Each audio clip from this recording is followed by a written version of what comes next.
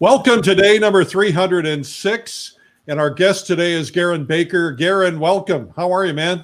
How are you? Good to see you, Eric. Nice to see you. What are you going to do for us today? I'm going to do a master copy of a famous Ilya Repin painting.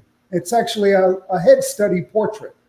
A head study portrait of a Repin painting, a master copy. Yeah, master. It's actually a pretty famous one. So all right. I'm going to keep it a surprise. Everyone will recognize it when they see it, though. Outstanding. Well, let's get right into it. I'm very excited about that. So should I switch now? Yeah, sure. Let's do it. Give me 1 second. I'm going to switch. All right. So while Garin's doing that, this is day number 306. I'm Eric Rhoads, publisher of Fine Art Connoisseur and Plein Air Magazine. We're here every day, in case you're seeing this for the first time, 306 days in a row, twice a day. At 12 noon on Facebook and YouTube and Instagram and so on. Just go to Facebook or YouTube, search Streamline Art Video. And also every day at 3 p.m. we're on. And what we have today for you at 3 p.m., a sample of one of our art instruction videos. And today we have Tim Reese, who's going to be doing a portrait sketch. So you're getting two portraits today, a master copy with Garin Baker and Tim Reese today. So that's terrific. Tim Reese is going to be doing this image from this video, and that's today at 3 o'clock. I want to mention to you that we have a job opening. Actually, we have several, but we're looking for somebody to become a senior marketing specialist. That's basically working with people on their marketing and their campaigns, their advertising, and go to work@streamline.com. And if you have any interest, if you're looking for something, go to work@streamline.com. Also, I want to mention to you that you can win a Thomas Schaller painting. This is going to be going on. The last chance to win this is this week. We're going to give it away on Saturday during Watercolor Live. Whether you're there or not, you can still win. Just go to paintinggiveaway.com. That's a $7,000 painting. And if you would follow me, please, Eric Rhoads at Instagram. That would be very, very helpful. Okay, more on other stuff later, but let's get right to Garin Baker. Garin, take it away. Thank you, Eric. So today I'm going to do Ilya Repin's Mussorgsky portrait. This is actually a photograph of Mussorgsky. He was a famous Russian composer. And I actually got the story from a good friend of mine, Jim Gurney. He wrote a wonderful blog piece about this portrait. The actual painting that Repin did is this one. And there's Mussorgsky himself. So Repin did this painting of Mussorgsky, obviously from life. I'm doing it from a nice photograph that I took at the Tretyakov Gallery in Moscow. I've seen it in person, and I think the story is that he did that on his deathbed. Well, he had 4 sittings set up. And Mussorgsky sort of was quite a drinker and was mad at times, crazy at times, and he ended up in a hospital. And Mussorgsky, Repin had 4 sittings scheduled with him. He did 3, and this is what he accomplished in 3 sittings. And then on the 4th sitting, he arrived to continue and finish the painting. And Mussorgsky was no longer with us. So that's the story I read from Jim Gurney's blog, and I think I'll go with it. All right. So looks like you're on a wooden pallet, and you laid down some oil. What did you lay down? So I've got a piece of portrait linen, Glossin's 13, that I've taped to a board. I usually tape it to a rigid board, and then I can store them or stretch them later or frame them or you do what I need, but most of them end up in my flat files for easier storage. I have a beautiful cherry wood palette. It's probably, I don't know, maybe 32 inches long by maybe 20 or so inches wide. It's a beautiful block of cherry wood that I have on a rolling tabaret around my studio. My shelf of colors that I've been building up over the years go from white to black, a series of warms, my neutrals being my 2 browns, and then my cools. And basically, I'm really interested in the understanding of light. And so just to jump right in, because, Eric, we only got about, 40 minutes or so? Yeah, 45 minutes or so. So basically, I'm going to approach this as though this great Russian composer is sitting in front of me. Are you going to do a copy of the master portrait, or are you going to do a copy of the photograph? No, what you're seeing now is Repin's painting of Mussorgsky, and I'm going to do my rendition of it. I really, Repin is a high mark, so. Yeah, really, that's tough. Well, and I'm so happy you're going to send it to me when it's done. Well, we'll see. But I'm going to do looking at big shapes and jump right in. I'm a pretty quick painter, but an hour or less is a pretty good challenge. So yeah, it sure is. We'll see what we get done. Repin had, 3 sittings with him. I'm going to just look for some big shapes, mass in some big areas, get the right shapes going, understanding. One of the things I do a lot with my students at the Art Students League is to really, especially when dealing with the head, portraits, it's really important to get a sense of the skull, understanding where the cheekbones are and the axis of the roundness of the oval, the cranium of the skull. Very important.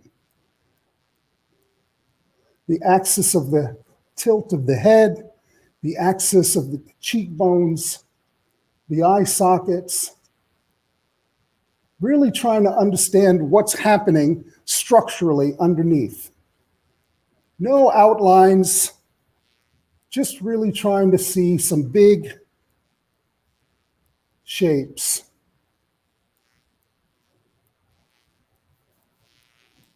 I should mention that Garin and I just recorded a podcast that's coming out next week. You're going to want to hear that because he's got a great story behind his life as an artist, and you're going to want to tune into the Plein Air podcast for that. That was yes, great. He is also a plein air painter. That was great fun, Eric. That was really wonderful. Actually, we ended up conversing longer than the podcast was able to. Yeah, that was fun. So now you're mixing a green for what purpose? Well, I'm looking at the shadows. They look rather warm, but actually I'm thinking that there's a lot more cool in them. So I'm starting with the cool end of my palette. The blues, cobalt blue, maybe a little cerulean blue, but obviously that's too rich. So I want to knock it down. I want to go more towards the grays, more towards the neutrals. So I mix, obviously, complementary color, opposite on the color wheel, for all of you who are familiar with that. And that's going to sort of knock it down for me, give me a more greener gray tone. And if it goes too green, I'm going to grab maybe a little bit of red, warm it up just a slight. But what I'm looking for are these neutrals. And in a big way, I'm just going to start massing in, not worrying about detail or features, just looking at those big shadow areas. Looks like you've changed to a big brush. Oh, yeah, big brush. The real workhorse. I should mention to you guys that if you leave comments, we're giving away prizes for comments. Today's prize is a pair of value specs that help you see values. And the winner of my book from the last broadcast is Mary Beatles from Georgia. Congrats, Mary.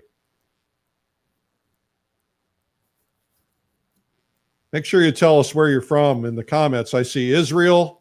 I see Germany. I only tend to mention the ones outside of the U.S., but don't be offended. We want to hear from you too. We want to see where you're coming in from. One of your followers from the Art Students League is on. Oh, great. Probably several. So you also have to notice that there are these beautiful orbits, sort of cue balls inside a socket.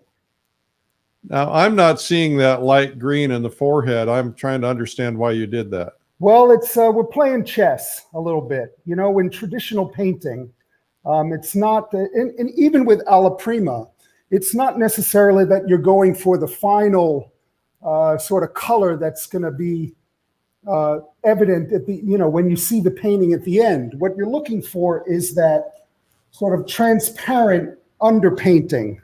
And so when I start to build up the lights, those cool shadows, those hints of cools behind, sort of transitioning into the darker shadows, will help the warms, the rich warms that are going to eventually be in the light areas. Those are going to be more prominent. And so what I'm doing is I'm setting up my chess game.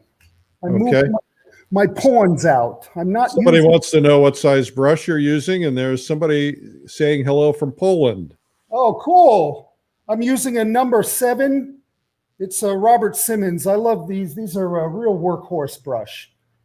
Use Robert Simmons brush. Somebody could put that in the comments. That'd be helpful. So I'm still staying in the shadows, staying in the cools. It's got these deep, sad eyes. That's the beauty of this Repin painting is, he's able to paint behind the eyes, get to the soul of this man. And so I'm massing in, not really looking for detail, looking for big planes, big areas of light. Now I'm starting to work into the lights, these rich pinks, reds, yellows, white, and that's where I'll start to build my lights. All right. You can see that transition. There's a little bit of glare on the palette. I apologize. But you'll see these rich, this little red nose because he probably had just a little bit too much. Now the forehead. What was the ground on your canvas? What color did you use? I just graded off with a little black and blue, a little alizarin crimson to just neutralize it. It's one of my sort of go-to ground tones. I very rarely work on a white surface. Yeah. You can see as I start to bring in these warms, that cool, the cools start to be managed, and it's all about the relationships. Big forehead, this side. You have no fear. No, just put it in. So make a mess and push it around like a sculpture.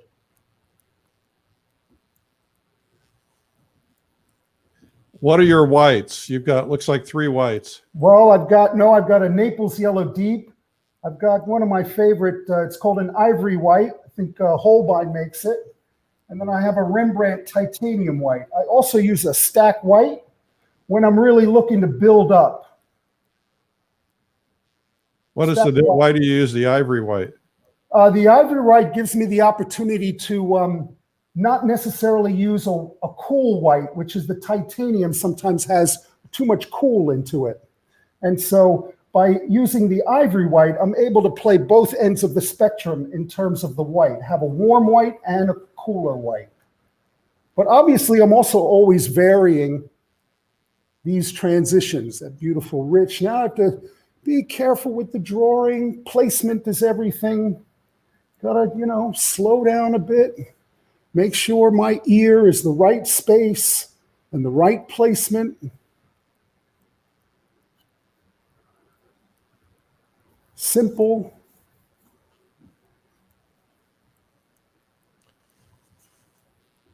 Turn the form, always turning the form. Now I'm going to have to block in some of this larger area of the darks because it's through the darks that you actually read the lights. It's interesting. Those greens don't look so green anymore when you get warm colors in there. Absolutely not. It's all about relationships. So now these darks in here, all these darks and this crazy hair, he looks like he just woke up out of a stupor.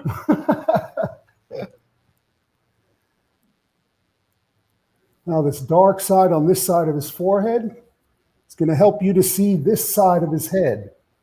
So it's all relationships. That's what Repin was so brilliant at, building all these relationships. Drawing, his beard, his muzzle under the nose, not focusing so much on the lips, but focusing on the muscle and the bone structure underneath. When you were over in Russia, did you go to Repin's studio? Oh yeah, yeah, it's incredible. We're going to take our group there in September. It's pretty. Yeah, we're going to paint on the grounds of the studio too. I kind of chose this one because I knew you were going there, and I'm so jealous. I was there 3 years ago, and we were myself and a handful of other plein air painters, New England landscape painters primarily, that I paint with every winter up in northern Vermont. March, we go up to Jeffersonville and paint where great New England painters used to go. But we were invited by 5 Russian landscape painters. One brilliant, she's amazing, Ilya Robokova. She and some of her friends invited us to come and paint, and they took us to the countryside outside Moscow, and we traipsed along the footsteps with Shishkin and places where they painted. Yeah. Literally standing in those same landscapes. It still looks like the 19th century outside Moscow. Yeah. We're going to the same places. We're going to go to the little town outside of Moscow, which is where they all painted. We're going to be going to the academic Dasha in the center of the country, also some other small towns. Oh my God. And we're even going to paint in the cities. Hello, New Zealand and Switzerland. How long are you going for, Eric? How long is the trip? I'm sorry? How long will you be in Russia? 2 weeks. Oh my God. Fabulous. And I've only got 7 seats left. So we're taking 48 people. Oh, it's incredible. The painting literacy in Russia, that just is a great history of academic as well as, 19th century, Repin is just one of them. There's just a host, Krumskoy and Shishkin and Levitan. I mean, it's just really unbelievable. Most of us don't know Russian art. I didn't even know it until I went over and I got to go to the museums. We're visiting the Tretyakov Museum as well as the Great Russian Museum in St. Petersburg, and we even have a private cocktail party and viewing in the Hermitage when it's closed. Wow. How'd you hook that up, Eric? It has something to do with owning Fine Art Connoisseur, I'm guessing. Yeah, I tell you.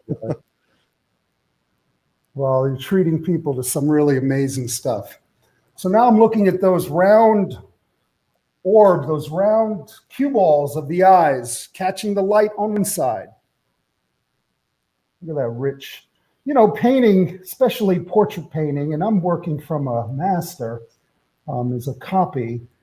But it's really a conversation. The really great ones, by Sargent and Velasquez. I mean, I know that wonderful one, in the Museum of Metropolitan, that fabulous Velasquez. Those paintings, those portraits, Lady Agnew, that Sargent did, the really brilliant ones are the ones where that conversation was so intuitive and so spontaneous. Garin, when I was over in Russia back in March, I shot footage for a documentary that I'm working on. And I sat down with the heads of the museums, the heads of the schools, and they told me, the head of the Tretyakov Museum told me that over a third of Repin's paintings have never been found, and they think most of them are in America. Wow. The search. So, if you have a grandmother that has some paintings, or a great grandmother or something, go look for them. You might have a treasure.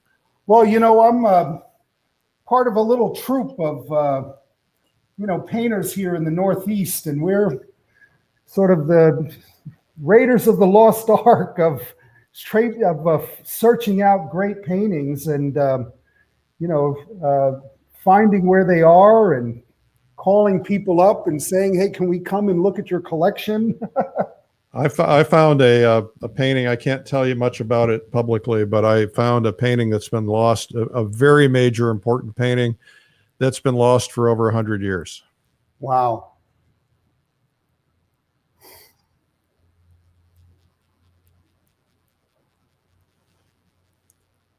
It's amazing how quickly this is coming together. Well, Hawaii. I mean, we're trying to get, a good amount in. I'll probably, have maybe an hour or two, or maybe an hour more, after we end our broadcast today. And I'll send it along, a picture of it. Yeah, you can post the final in the comments once it's done. And there's going to be more people watching the replays than watching live. Great. So you can post it tonight or tomorrow or something, and everybody will get a chance to see it.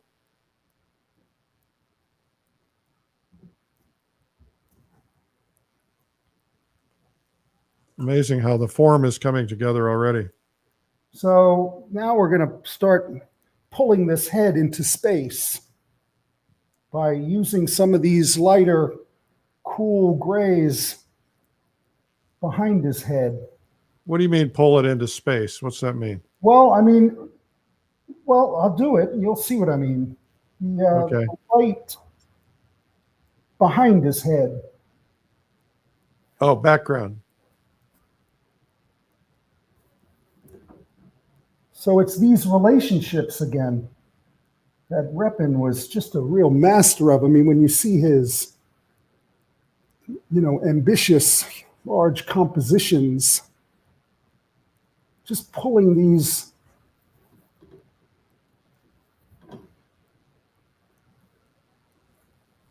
and also the playing of edges.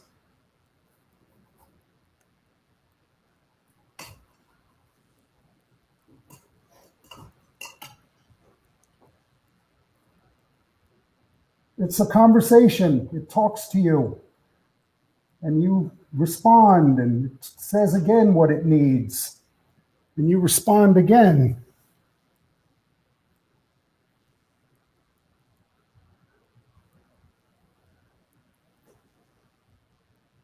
One thing I love about the Russians is they have no fear. And they are probably better trained than any artists in the world. And I know that's an insult to you because you train at one of the greatest schools. My grandfather was Russian. He came here as in the 1902. So, in fact, when I went to Russia, they actually found out, that I was named after a very famous Russian. Let's see, Eric. Let's see your knowledge of world history. So I'm actually named after the first man in space. You are? Yep. Do you know who that was? Well, I wanted to say Yuri. There you go. You got him. What's his last? Yuri. Gagarin. What is it? Gagarin. Oh, really? Yep. So Gagarin. I was. Yeah, there's a Russian museum in Moscow. You got to see it when you were over there. Probably it was the I don't remember what it was called, the Impressionist Museum or something. And there was a great big portrait of him. Yep. And they've since closed that museum down. So when I went there and they found out that I was named after that Russian cosmonaut, because my grandfather was from Russia, my grandmother, East European, Russian. On my mother's side, they were Austrian. And when they found out what my name was and why I was named Garin, they made quite a deal out of it. Put me on the news and everything in Russia.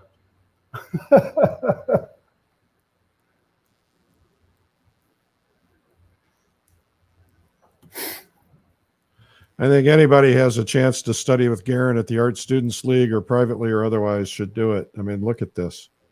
Amazing.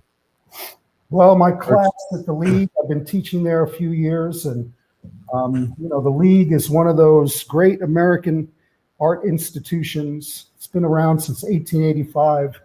You name it, who's in American art, going back to William Merritt Chase and Robert Henri and George Bridgman, Norman Rockwell, Jackson Pollock. I mean, I can go on and on.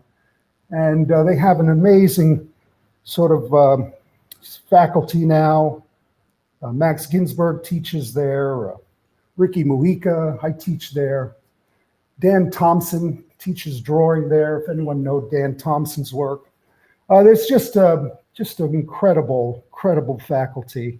Well, the fact that you're on that faculty is pretty amazing. That means you're one of the better artists in America and in New York. Well, it's not an easy thing getting on there, but with COVID now, we're doing all of our classes online. Actually, they've done a lot of renovations to get the school ready for when we all, can get back in there.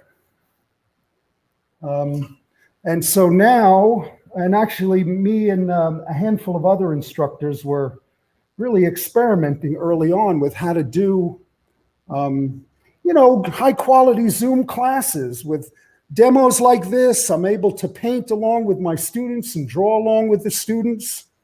And so that's kind of with some really young technical people that are savvy about, gaming platforms and high resolution broadcasting. I've set up with a little bit of help in my studio to kind of know how to learn how to do this sort of split screen. It's kind of a brave new world we're all in for a little bit. Yeah. So I've learned quite a bit. It's beautiful, rich color. So I'm just massing it in. His beard's going to come down there.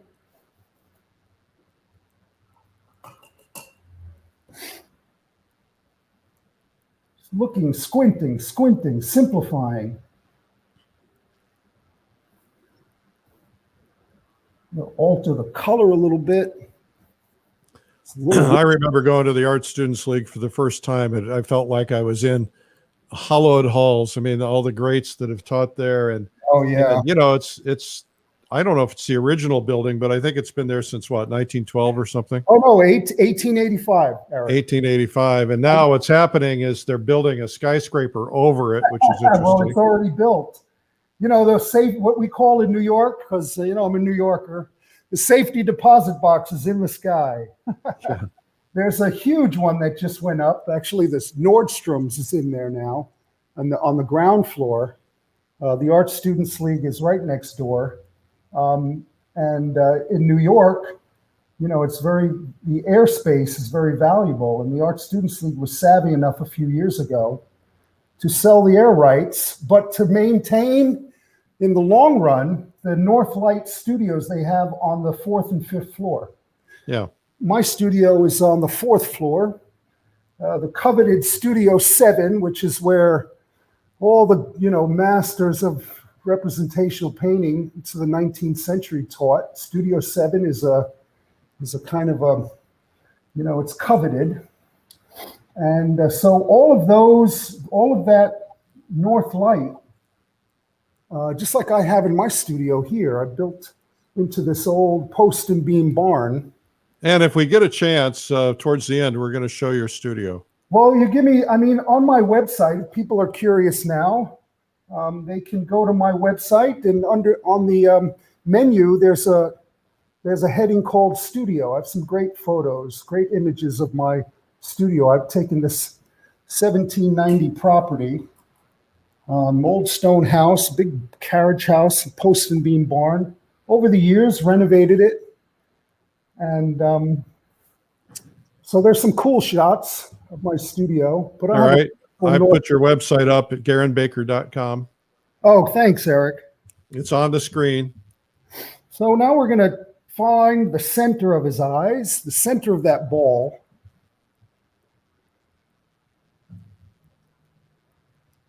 Just going to indicate it. We're not just ready yet to, get in there with all those details. We just want to find the placement, find the right placement. Now tell everybody what you were doing there with that angle. You took your brush at an angle. You're trying to make sure you keep the eyes lined up. Right. Remember the original drawing, the axis, and then this axis here, this axis versus this axis, in addition to the height of the ears. A lot of people, when they do portraits, they start right in there with the eyes, and they forget that the ears and the height or the placement of the ears in relationship to the head tells you a tremendous amount about the exact tilt. And the tilt tells you about the attitude and tells you so much about the gesture and the person's personality in terms of how they hold their head. And so all of these things are way more important than all of those details that we marvel at. Somebody asked how they can get information on your palette. Did you build that yourself? I did. I have several. Oh, you do? Okay. Well, you probably could sell several if well, you want to take orders. I had a friend of mine who came across a nice big slab of cherry wood. And so I said, wow, that was gorgeous. This is going back a few years. And from that block of cherry wood, it's about 4.5, 5 inches thick. I kind of built a tabaret around it. It's on a slight tilt. Nice. I built a guitar out of cherry wood. Yeah, it's beautiful. All right, let's move around because what do we got? What are we at, Eric? Well, you're into about 30 minutes so far, so I'd say you got about 20, 25. Okay, let's get this side. I love these lost brush strokes. Boy, Repin was really, really quite adept at that, creating the character and personality of his sort of goatee here with the most effortless brush strokes. Oh, that's not an easy task. Catching the undershadow part, this here, the warmth of his lips kind of pursed through.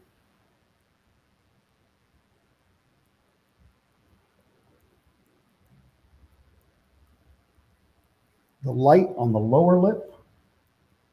So it's not as though you have to outline any of these things. You just got to get these things in the right place.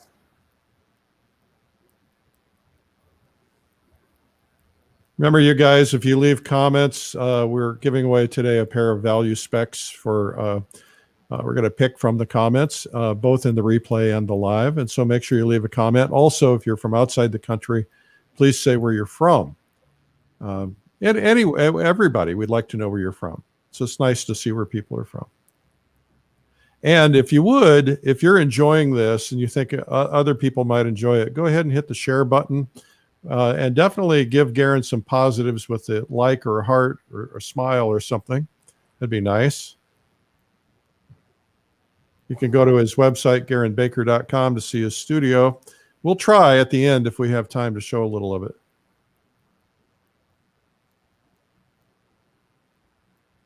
We're here every day. If you're tuning in for the first time, we're here every day at 12 noon, 5 days a week on Facebook or YouTube. And you might be seeing it on other platforms too. You can find us by searching Streamline Art Video. My name is Eric Rhoads. And also we're on at 3 o'clock every day doing many of the 600 plus art instruction videos that we've created. And we would love for you to check them out. They're free to view at 3 o'clock, same place.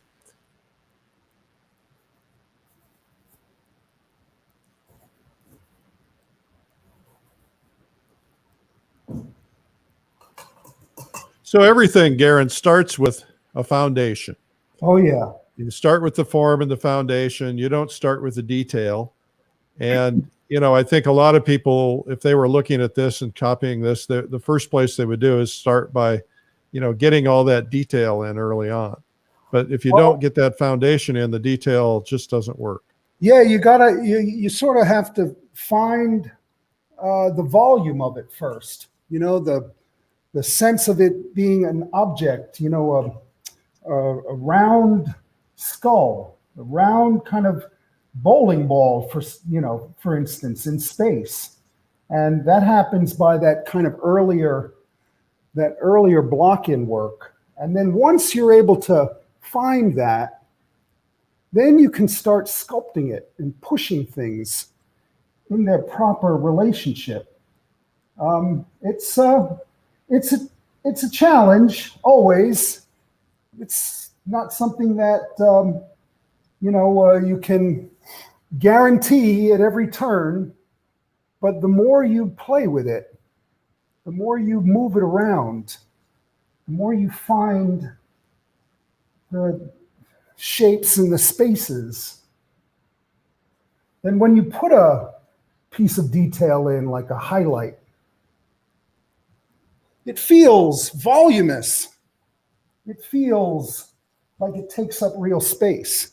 Now, the other dilemma, Eric, because this is the real deeper dilemma of really stellar portraiture and portrait work, is that part that Repin and Velasquez and Sargent, and even more, I mean, there are many of them, but they were able to, beyond the academic, beyond the literal detail of it, they were able to get at something that, when you stand in front of that Juan de Pareja by Velasquez, Museum of Metropolitan, it's literally only 24, 30 inches. It's a small painting. But once you walk in that room, it takes over the entire space. Yeah. It just draws you to it. It's as though that servant or his slave, there's a debate about whether that model was his servant or his slave, or he was paid, but it's as though he's still there. It's as though his spirit and his energy has been transfixed into that canvas. And that's, Eric, that's what makes great portrait painting. The same thing with Lady Agnew. You know, if you've ever seen that painting, I think it's in Scotland now. I think that's where it resides, but it was in the Frick Museum a few years ago, and it was in a traveling exhibition. But when you see that painting, it's astounding how vivid, truthful, and honest it was caught. And so that, for me, is the real essence of great portraiture. You know, I mean, recently we had a great loss of Nelson Shanks. He was a contemporary that was honing in on those kinds of ideas. My high school art teacher, Max Ginsberg, who I've remained very close and dear friends with over many, many years, he's after those kinds of things. So it's, yes, the academic is important. You know, good drawing, good solid understanding of form and value and temperature. The real challenge, though, is to get a lot of that good stuff under your belt. Max Ginsberg is a legend. Oh, Max is Max. You know that, Eric. He's such a sweet man, and he was the first video we did. We talked about this on the podcast, but he rehearsed for several days beforehand. He's a real pro. Yeah. I'm posting in the comments how to get his video. Yeah. Well, Max is a real sweetheart, one of the most generous teachers. I mean, I was a high school student when I first stumbled upon Max. It's a great story. I think we spoke about it in the podcast. And he teaches alongside in the Art Students League, and still has a waiting list of people to study with him. Max is a real wonderful, generous teacher that will spend hours with you. Yeah, a great guy to learn from. I noticed that you're slowing down now. You're a little bit more careful about your precision. Still trying to get a little bit more accurate. You don't want this to look totally, flamboyant. But here's a funny story. So I have usually, in less COVID times, I usually in my studio invite, painters to come, and we book a model for, a weekend. And Max came up for a weekend. Here's a fun story about Max. And I have a wonderful friend. He came and he was like, "Oh my God, Max Ginsburg's going to be there." And I was like, "Yeah, Max is a funny guy." And so he was very nervous because Max was there. And so the model took a break, and my friend, he walked over to me. He said, "Do you think Max would mind if I asked him to look at my painting?" I was like, "Ask Max." I was like, "Sure, ask him. You don't care." Sure.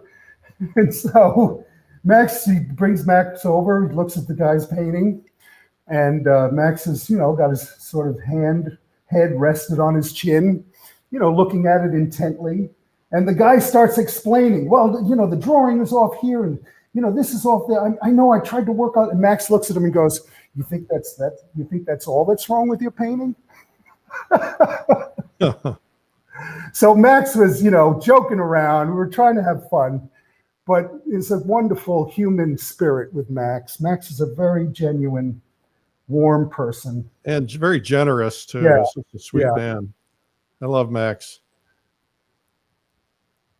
So now I'm trying to play up those beautiful, deep eye sockets that are here. And that upper lid that comes across. You got about 14 minutes left. Oh my goodness. You're doing great. You're doing great, Eric. We're loving this. Somebody asked how you clean your palette. I just scrape it with a palette knife like this. All right. Do you ever use a razor on it? Well, just a palette knife. No, not on wood. And then I wipe it with a rag. See that? Clean again.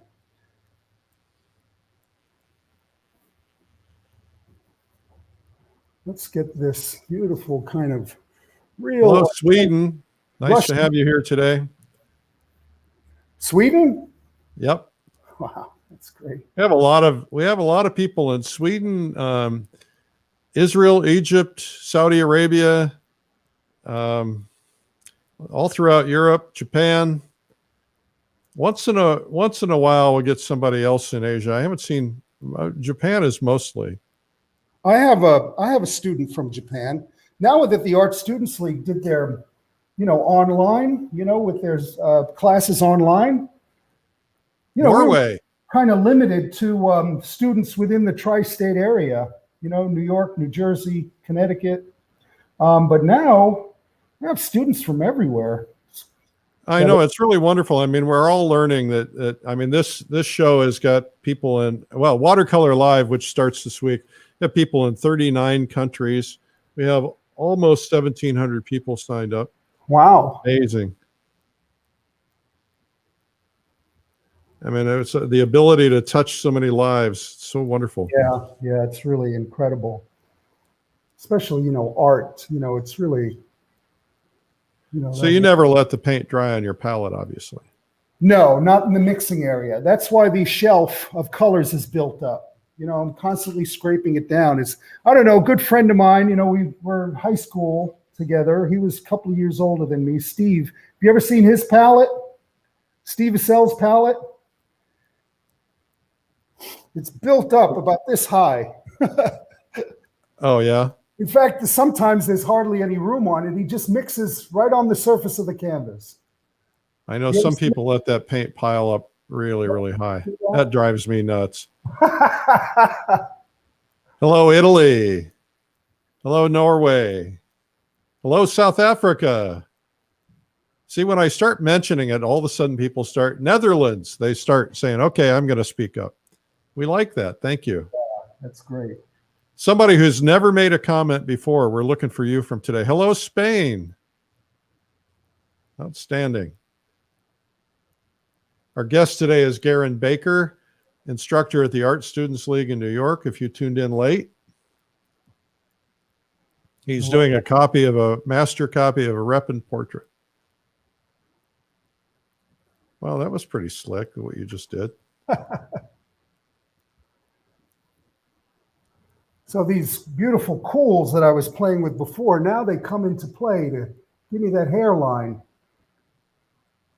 Celeste says, I didn't get the paint pile-up thing. A lot of artists will leave where you see the colors piled up. Instead of taking it off, once it dries, they just put new color on top of it, and they keep doing it until it gets really, really high. Yeah, oil paint is expensive. And Yeah. so if you scrape your unused paint off, you can throw it away. That's, oh my God, it's terrible. You're throwing away good hard-earned money. By building up a layer of dry paint, like this shelf that you see here, I can keep wet paint there because oil paint dries two ways.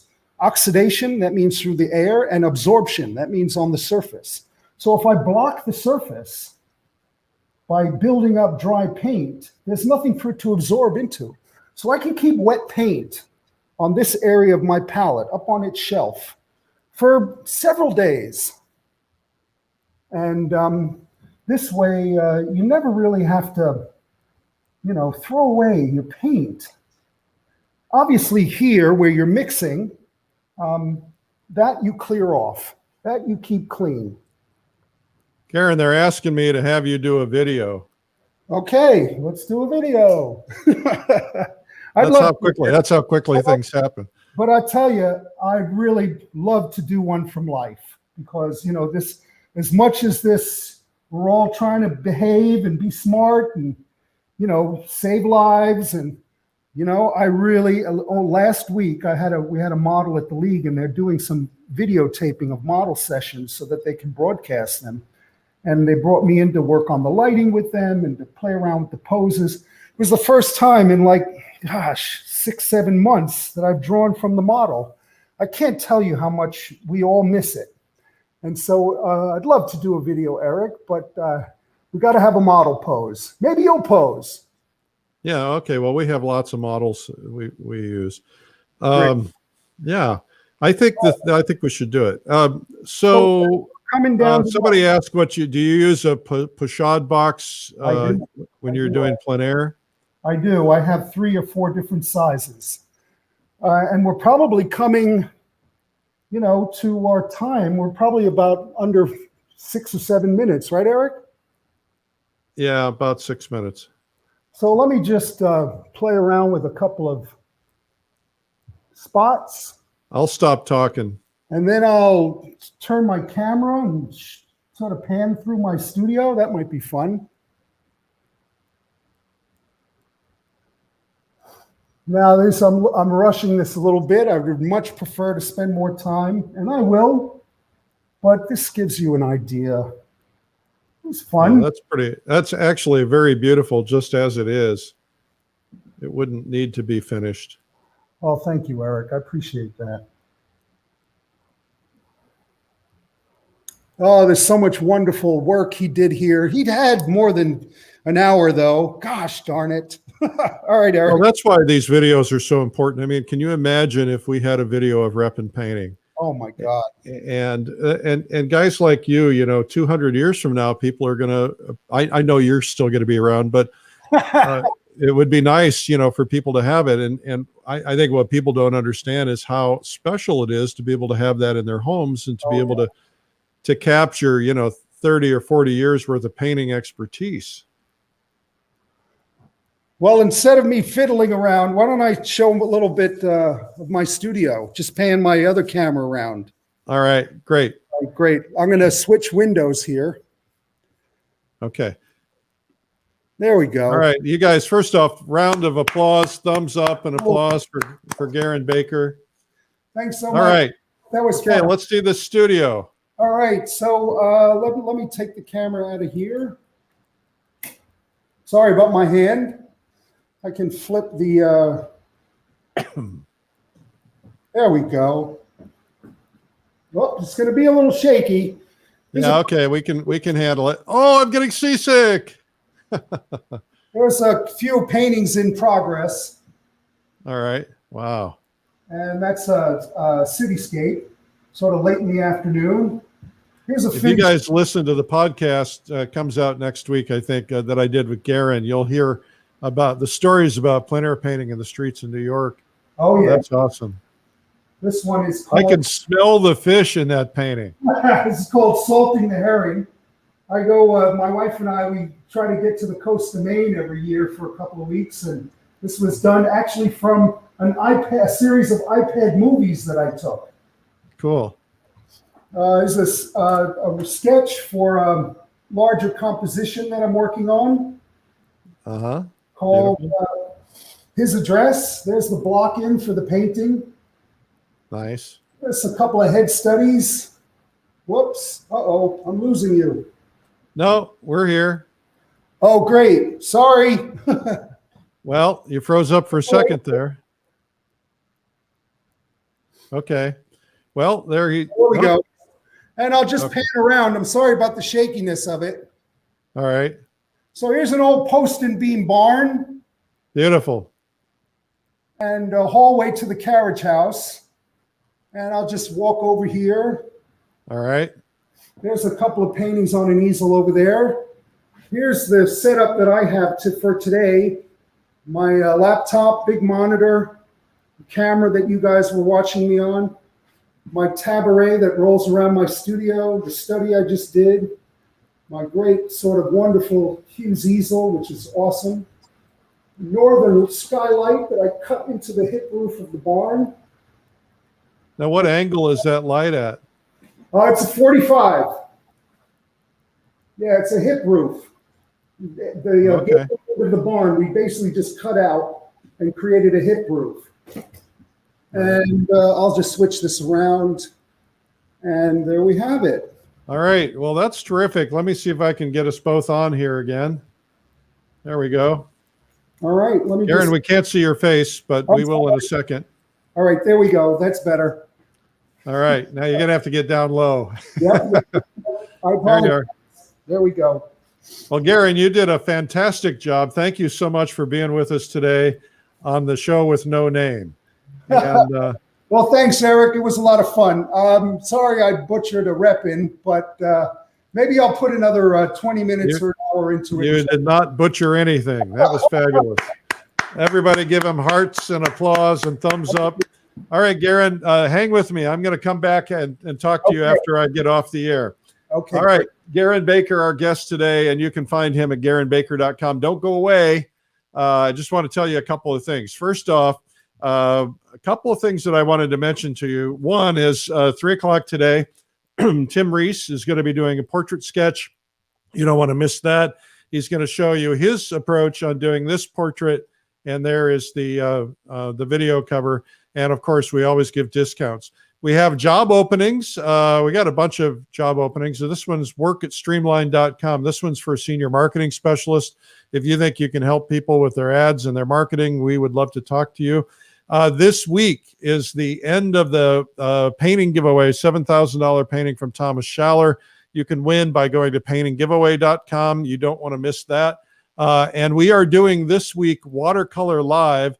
And we're starting it on Wednesday with the Beginner's Day, and we have I don't know, close to 30 plus some of the top masters in the world who are teaching for 4 days, Wednesday, Thursday, Friday, Saturday. You can attend just the Beginner's Day, or you can attend them all. The price went up last night at midnight, but you can still sign up, and it's still worth it. It's worth every penny. So check it out. It's called Watercolor Live. I'll be over there hosting it, and we would love to have you with us. Again, we got 39 countries and almost 1,700 people. Not quite yet, but very close to it. So this makes it the world's largest watercolor conference. It also makes it the world's largest art conference. And so that's pretty cool. We're very proud of that. Thank you for making it happen. Remember that we have the Plein Air Salon art competition ends in 5 days. You can win up to $15,000 cash. That's Dave Santianes, who's the winner of last year's. We're giving this away at the Plein Air Convention. And so go to pleinairsalon.com. If you want to find all the videos, if you're new to us, we've got 306 days of videos there, times 2, my 12 noon and the 3 p.m. Just go to YouTube and look for Streamline Art Video and subscribe, and you can find them all there. All right. If you're a watercolorist, make sure you check out American Watercolor Magazine. It's our online magazine. You subscribe free. Just go to americanwatercolor.net/subscribe. We love having you guys here. The purpose of this is to keep you focused on something that you love or you want to learn about, because we know this has been a tough year, a tough last 12 months or almost 12 months. And we've been here 306 days for you because we just want to keep lifting your spirits, keep your head in the game. Remember that stress is not a good thing. And so we're trying to get you away from your stress. It's so easy to be doom scrolling and to buy into all the news problems and everything else. So art changes hearts and changes the world. We want you to learn about art. We have been very fortunate because we've had hundreds of people from around the world tell us they picked up a brush for the first time after watching these segments. We've had hundreds who have told us that they hadn't picked up a brush in 10 years, 20 years, 30 years, 40 years, 50 years, etc., and they've started painting again. So we're really happy about that. We're going to continue to be here as long as we need to be here for you. And thank you for tuning in. My name is Eric Rhoads, publisher of Fine Art Connoisseur and Plein Air Magazine. And we would love for you to subscribe to those. Just Google them or go to pleinairmagazine.com or fineartconnoisseur.com. If you can spell connoisseur, you're lucky. It took me a while to figure that out. Have a terrific day. Thanks again to Garin Baker, and go to his website, garinbaker.com.